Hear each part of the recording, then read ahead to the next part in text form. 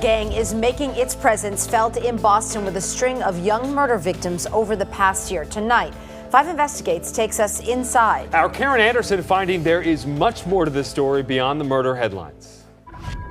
Across the harbor from Boston's glittering skyline, a grim discovery. Weapons and clothes bloodied from the killing last year of 16-year-old Christopher Perez de la Cruz, retrieved by the FBI just hours after they were buried in a shallow pit on Deer Island. Here's a picture of one of the alleged murderers. He's in a car on a way to bury the evidence. A hidden government camera records them bragging about the attack. The guy didn't have a chance to scream, and he wanted to hide in the car. Drug dealing and weapons. Photos of the evidence gathered in the case with the help of an informant, a member of MS-13 working secretly for an FBI task force.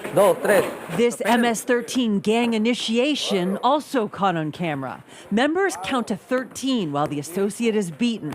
When it's over, he's considered a full gang member called a homeboy. The initiation, his reward for allegedly killing 15-year-old Irvin DePaz, a rival gang member in September 2015. That associate, nicknamed Animal, pictured here in the informant's car, talking about the murder. He said to me, "Are you going to stab me?" And that's when I gave him a good stab, and he let out a big scream that I still hear in my head. A 2016 indictment charged more than 50 MS-13 gang members and associates, but the violence has continued. 2 more teenage murder victims found just this past December, 5 in all since 2015. And now there's a growing awareness this isn't just an issue for law enforcement. Victoria Ramirez is an outreach worker for Roca in Chelsea. Today, she surprises one of her clients at home when he's supposed to be in school. Make sure he goes to school. Make sure he stays engaged in school here in Roca. Keep him out of trouble. It's that relentless work. Correct. For 29 years, Roca's been working to disrupt the cycle of poverty and incarceration. But now there's a new focus, the unaccompanied minors from Central America.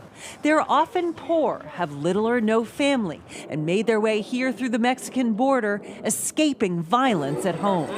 Traumatized, they're often vulnerable to recruitment by MS-13 or its rival 18th Street Gang. We have a group of young people, whether we like it, whether we understand it or not, who somehow think that killing and getting killed is what life is, and that's not good. Roca's founder, Molly Baldwin, is overseeing a new project to help about 85 at-risk young men from Central America. Just because you're an unaccompanied minor or you came across the border and you're from Central America does not mean you're in a gang.